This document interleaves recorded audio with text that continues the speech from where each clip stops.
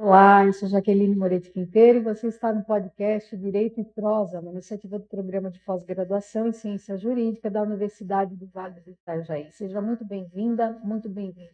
Já aproveito para dar as boas-vindas à nossa convidada de hoje, a doutora Heloíse Garcia, que é professora do nosso programa de mestrado e doutorado e atua nas atividades de pesquisa como pós-doutoranda em ciência jurídica aqui da universidade. Então, ela faz uma atuação aí de docência e pesquisa vinculada a essa bolsa de pós-doutorado que ela tem aqui no nosso mestrado e doutorado em ciência jurídica. Além disso, a doutora Heloíse Garcia, ela fez doutorado e mestrado aqui pelo nosso programa, em dupla titulação com a Universidade de Alicante. Muito bem-vinda, professora. Obrigada por aceitar nosso convite, obrigada por estar conosco. Eu gostaria de conversar a nossa conversa falando um pouquinho sobre um tema que é muito atual, se fala muito, não desde tanto tempo assim, mas de algumas décadas para cá, que é a sustentabilidade. E existe um estigma para quem não atua diretamente ou não pesquisa diretamente com a área, de que a sustentabilidade estaria diretamente ligada ao ambiente ou meio ambiente, como é mais formalmente conhecida, né? Como é que a gente pode desmistificar isso? Como é que a gente pode trazer essa categoria sustentabilidade para outras áreas, outros ramos de atuação da sociedade, professora? Bem-vinda mais uma vez. Obrigada, professora Jaqueline, a todas e a todos. Obrigada pelo convite, primeiramente. Bom, a sustentabilidade, como tu comentaste, ela tem realmente esse estigma, está vinculada às questões ambientais, ou de se vincular a sustentabilidade ao direito ambiental, como se fosse algo jurídico, estritamente jurídico, ou somente ligado ao meio ambiente, né? Quando a gente pensa em sustentabilidade no nosso meio comum, né, nossas conversas informais, geralmente o que se fala sobre sustentabilidade é reciclagem, é separar o lixo, são os produtos que não fazem coleta seletiva adequada, fazem um descarte adequado, essa preocupação tão somente com o meio ambiente.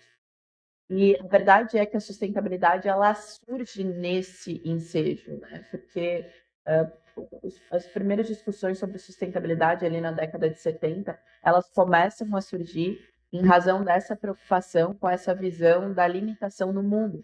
O mundo possui recursos limitados e, portanto, a gente precisava fazer algo a respeito. E a sustentabilidade ela surge nesse contexto de discussão.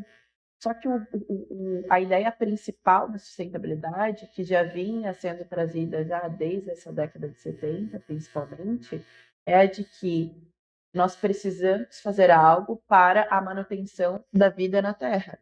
Primeiramente, a gente pensava somente na humana, hoje a gente já engloba outros seres, né? A preservação de vida na Terra. E quando a gente fala em preservação de vida na Terra, e daí a evolução das discussões foi nesse sentido, não basta eu preservar o meio ambiente. Eu tenho que garantir a esses seres uma qualidade de vida. Eu tenho que garantir direitos mínimos. Eu tenho que garantir uma vida digna, realmente, né? Então, começa-se a discutir que não basta eu ter uma floresta preservada se eu tenho pessoas passando fome ou em extrema situação de miserabilidade, né, que não têm possibilidade de pensar em preservar o meio ambiente. E daí começa-se a voltar essa preocupação para essa questão social. E daí surge uma outra preocupação. Ok, eu preciso garantir essa qualidade de vida para essas pessoas, para esses seres que estarão convivendo na sociedade. Preciso garantir. Mas como? Quais os meios que eu preciso disso? Então, eu preciso de um equilíbrio econômico também. E daí, nesse contexto, é que começa a se evoluir que a ideia de sustentabilidade, que no princípio, né, se falava mais em desenvolvimento sustentável, a gente foi evoluindo os conceitos, mas a ideia de sustentabilidade é de se sustentar mesmo, é de sustentar uma vida na Terra. E para que eu sustente a vida na Terra, eu preciso de um equilíbrio de dimensões. Então, não basta eu só preservar o meio ambiente. Eu tenho que garantir uma vida digna com questões sociais. E para isso tudo, eu preciso também de um desenvolvimento econômico adequado. Então, a sustentabilidade, ela tem esse estigma, principalmente por ter surgido nesse contexto de proteção ambiental, mas ela vai muito mais. E ela não é jurídica também, né? Então, a gente, às vezes, vincula, o pessoal do direito ambiental fala de sustentabilidade, mas ela não é estritamente jurídica, ela é multidisciplinar, né? Porque ela vai envolver as mais diversas áreas do saber, para que a gente consiga esse equilíbrio dinâmico entre essas dimensões e realmente ter uma sustentação de vida prolongada e digna na Terra. A senhora falou sobre as dimensões da sustentabilidade, passando aí pela dimensão econômica, a dimensão social, a própria dimensão ambiental, e nós estamos vendo o impacto disso tudo com o desenvolvimento em todos esses setores e principalmente na tecnologia, que já vem surgindo aí como uma quarta dimensão, né, professora? A respeito disso, nós temos visto que a senhora tem feito pesquisas relacionadas a um dos objetivos do desenvolvimento sustentável, que é o objetivo número 1, que trata da erradicação da pobreza, que é um problema seríssimo no mundo, e no Brasil nós voltamos a falar de pobreza de forma mais enfática, porque sentimos que os números aumentaram nos últimos anos, né? Então, esse problema atinge diversas camadas sociais no planeta e precisa de ser discutido, precisa ser apontado e precisa ser trabalhado com políticas públicas voltadas para ele. Nas suas pesquisas com relação ao ODS número 1, com relação à erradicação da pobreza, a senhora tem percebido, tem entendido e pode nos trazer à tona sobre essa questão tão relevante hoje? É importante a gente falar sobre isso, e eu sempre comento que nós precisamos falar sobre isso, principalmente no meio jurídico, pouco se fala. Eu comecei a pesquisar mais a fundo sobre a pobreza no meu doutorado, nas minhas pesquisas de doutorado. A dimensão social da sustentabilidade já era algo que me era caro, assim, já vim lá no mestrado, já fiz algumas pesquisas, mas comecei a me interessar mais por essa questão da pobreza no doutorado. E eu lembro que quando eu estava desenvolvendo a minha tese, uma grande dificuldade que eu tive foi procurar respaldos jurídicos para essa erradicação da pobreza, porque o que a gente percebe ao pesquisar sobre é que as pesquisas que envolvem pobreza ou erradicação da pobreza, elas são voltadas, né, são, na verdade, realizadas ou por economistas ou por sociólogos e antropólogos, né? O meio jurídico, ele não se parece, né, nas pesquisas, pelo menos, não se importar com essa questão da erradicação da pobreza. Mas, sem pensar que a erradicação da pobreza, ela é essencial não só para tirar a pessoa que vive em situação de vulnerabilidade daquela situação degradante que não se espera que ninguém viva. Não só num pensamento altruísta de não, é injusto eu viver com a qualidade de vida que eu tenho, uma pessoa viver sem nenhuma qualidade de vida, sem o mínimo. Não só isso, mesmo que eu pense de forma egoísta, estudos, principalmente de economistas, demonstram que eu elevar a sociedade a patamares superiores, né, tirar essas pessoas dessa situação de vulnerabilidade e diminuir o gap entre os mais ricos e os mais pobres, né, diminuir a desigualdade social, faz com que a sociedade inteira se desenvolva, né? E é engraçado, porque às vezes a gente fala assim, não, porque o rico não quer tirar o pobre da pobreza porque é conveniente, ou sempre foi pensado assim, mas os ricos também se tornam mais ricos quando eu diminuo a desigualdade social. E pouco se fala sobre isso. Então, as minhas pesquisas, elas todas demonstraram que há um movimento, de certa forma, mundial, principalmente do lado da economia, nessa busca de erradicação da pobreza, principalmente encabeçado pelo Banco Mundial, que ali nos anos 2000 vira a chave, os objetivos, né, de tratamento, enfim. Só que todas as outras áreas do saber, elas parecem não se importar tanto com essa discussão. Não se debruçam sobre. Não se debruçam sobre. Então, hoje o que a gente tem muito é economistas, muitos, né? Até Prêmio Nobel da Economia de 2, 3 anos atrás, né?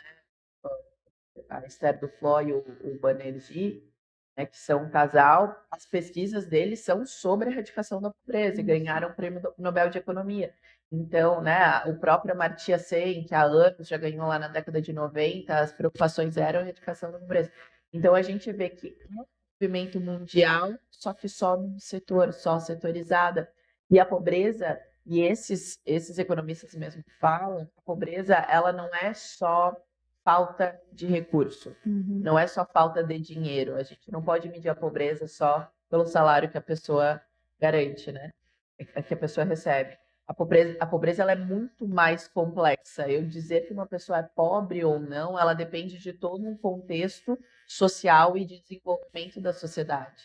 E daí o poder público tem um grande papel para garantir que essa pessoa saia da pobreza. Não é nem, às vezes, garantindo dinheiro, mas é garantindo meios para que essa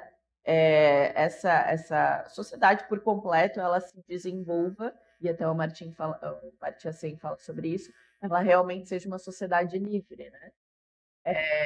Então, eu preciso dessa preocupação também, principalmente, eu vejo do poder público, que tem uma grande influência, né, através de políticas afirmativas, principalmente, não só para garantir esse desenvolvimento, mas também educacionais para fazer perceber que o problema da pobreza ele é muito mais complexo.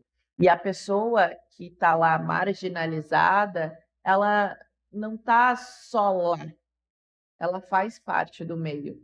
Então, eu pensando conscientemente de que isso é injusto, ou egoístamente, de forma egoísta, de que, né, tirar essa pessoa da pobreza vai me trazer um benefício próprio, de qualquer forma vai trazer um benefício. E isso precisa ser pensado. E no mundo jurídico a gente não fala sobre isso, e esse é um grande problema. Né? Não se preocupa com pobreza. Beleza, eu preocupo com garantias de direitos sociais e tudo mais, mas o mundo jurídico precisa abrir os olhos sobre isso. E nós, no mundo jurídico, que regulamos relações sociais, né, eu vejo que falta esse engajamento com esse tema. Estamos falando aí de acesso à educação, acesso à justiça, à previdência social e outros benefícios ou interesses da própria sociedade, com os quais ela possa ter acesso e desenvolver, enquanto indivíduo e coletivamente, né? Isso faz parte da grande engrenagem. Exato. Muito, muito importante essa reflexão, professora, sem dúvida. E com relação a essa sua pesquisa, que a senhora continua desenvolvendo mesmo depois do doutorado, já no pós-doc, há pesquisas que a senhora está fazendo com a Universidade de Caldas, na Colômbia, que é nossa parceira aqui na Univale, relacionada ao tema. Isso é importante para a América do Sul também, não é? Muito importante. A gente ainda vive num gap mundial que, nos discursos internacionais, tenta se afastar de países do norte, ou países do sul, ou países desenvolvidos, países subdesenvolvidos. Não se tenta mais falar sobre esses assuntos, sobre esses termos, na verdade, utilizar esses termos justamente para diminuir essa distância de desenvolvimentos, né? Mas é uma realidade ainda, né? E na América do Sul a gente tem muitas regiões que vivem em extrema dissonância com as evoluções. Se a gente for analisar, claro, a gente está aqui num podcast com os maiores meios tecnológicos, vai ser transmitido pela internet, mas isso só corresponde a cerca de 30% da população que vai ter acesso a um smartphone ou um computador, vai ter esse acesso à internet. E isso é uma realidade muito maior do sul, da América do Sul, África, né, dessas regiões, do que dos países do norte. Então, esse esforço conjunto e essas pesquisas conjuntas de pessoas que têm a mesma realidade são muito importantes. E esse trabalho que a Univale desenvolve, né, em várias pesquisas com a Universidade de Caldas, elas são de extrema importância para desenvolvimento e evolução desse Sul, né, dessa América do Sul, tanto no Brasil quanto na Colômbia. Essas trocas são importantes porque são realidades muito parecidas, né, de desenvolvimento, enfim, históricas, são realidades muito parecidas, de colonização e tudo mais. É verdade. E a sua experiência, então, falando do norte, né, sua experiência na Europa, na Espanha, já que teve a possibilidade de fazer a dupla titulação de mestrado e doutorado lá com a Universidade de Alicante, na Espanha, como é que foi? Como é que foi conhecer a região e a realidade de lá relacionada a meio ambiente, relacionada à erradicação da pobreza? É bem interessante. Eu tive a oportunidade de estar na Espanha, principalmente na Universidade de Alicante, algumas vezes, né? Fui no mestrado fazer minha dupla titulação, fiquei alguns meses fazendo aulas lá e pesquisas, e depois no doutorado também. E é interessante porque as minhas pesquisas de mestrado e doutorado elas são diferentes, né? No mestrado eu pesquisei sobre resíduos sólidos e no doutorado sobre pobreza. Os dois vinculados à sustentabilidade, a questões ambientais também. Mas é engraçado que, claro, em momentos da vida diferentes a gente tem percepções diferentes e pesquisas também diferentes. Eu tive na Espanha no mestrado em 2014 e no doutorado em 2018. E o que eu percebo, assim, é o desenvolvimento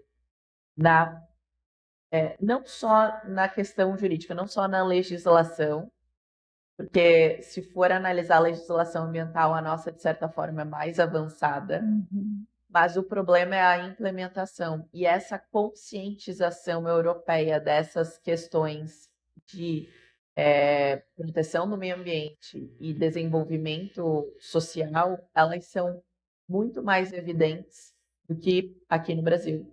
Então, se a gente for analisar lei, só a nossa lei é mais evoluída, mas a nossa sociedade, de certa forma, a consciência social né, do conjunto não é tão evoluída quanto lá.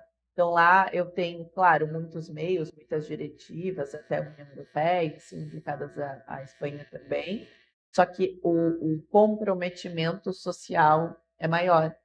Então, né, Alicante dificilmente se vê uma pessoa em situação de rua, né, vivendo em situação de rua. São poucas comparado com, né, a nossa região aqui no Brasil, enfim. Né?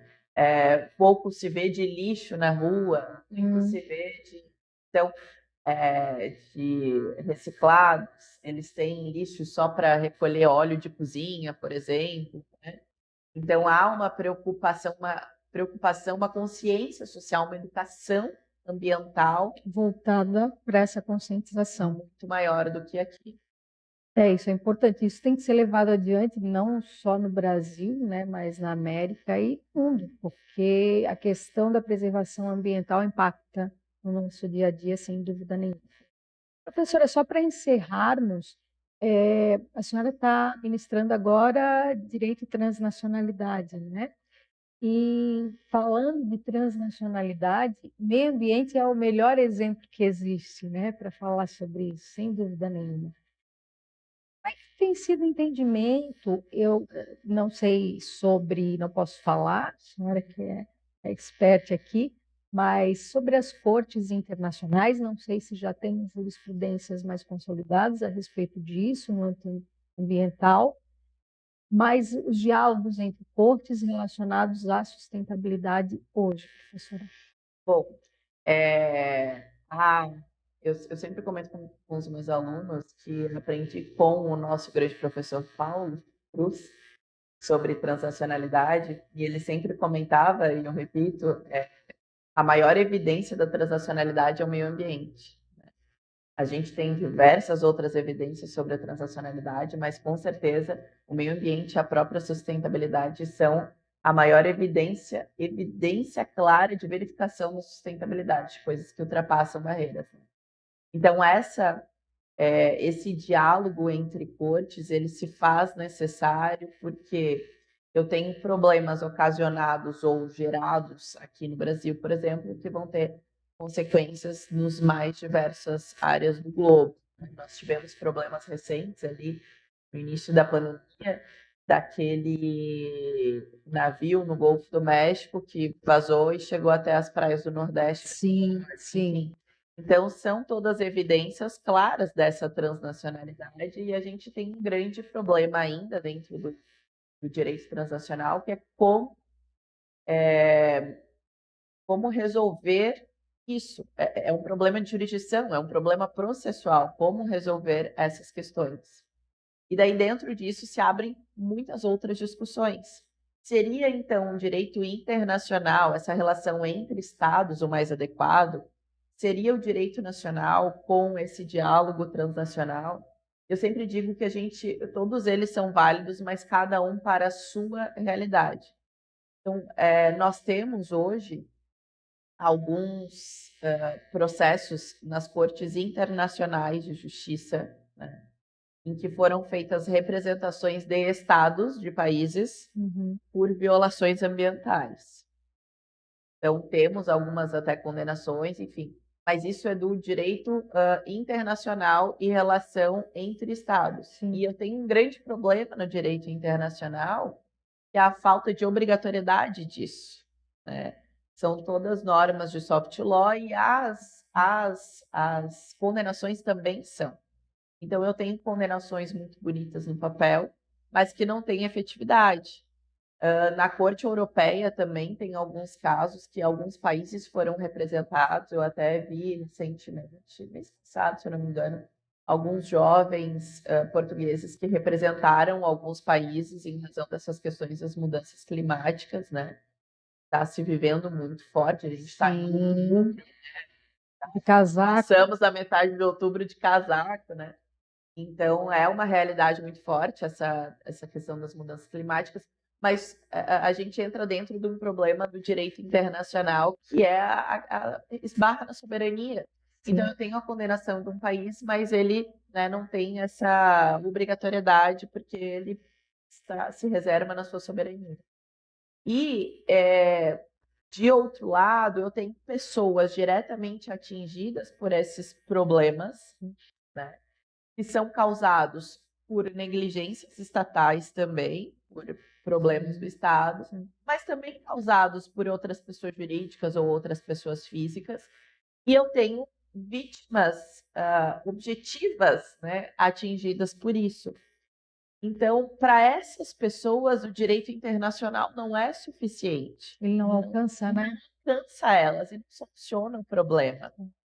Então, o que a gente vê crescendo cada vez mais é essa aplicação do direito nacional, não do direito, desculpa, do processo nacional, então, utilização das cortes nacionais, cada uma nos seus países, mas sob uma perspectiva transnacional dessas demandas transnacionais para a solução desses problemas.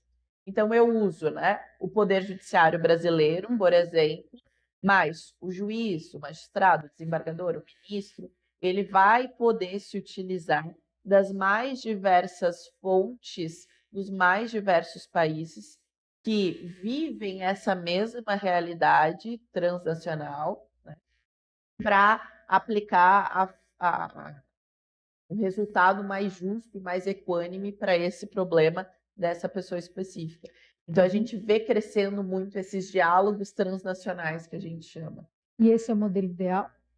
Eu entendo que sim. Eu entendo que esse é o modelo ideal, porque eu acho muito utópico a gente criar um tribunal transnacional, visualizar um Estado, enfim, uma entidade maior transnacional, porque a gente vai esbarrar de novo no problema da soberania. Então, pode não ser o ideal realmente, mas eu acho que é o mais plausível de acontecer. Muito bem. Professora, muito obrigada pela sua participação, por ter aceito o nosso convite. Já fica aqui a renovação do convite para uma outra oportunidade, para falarmos de outros temas correlatos. E agradeço muitíssimo. Grande beijo à professora Denise e ao Heitor. E vamos nos reencontrar por aqui. Agradecemos também a sua audiência e já fica o convite para você deixar o like lá na plataforma de sua preferência e nos vemos na próxima. Um grande abraço. Até!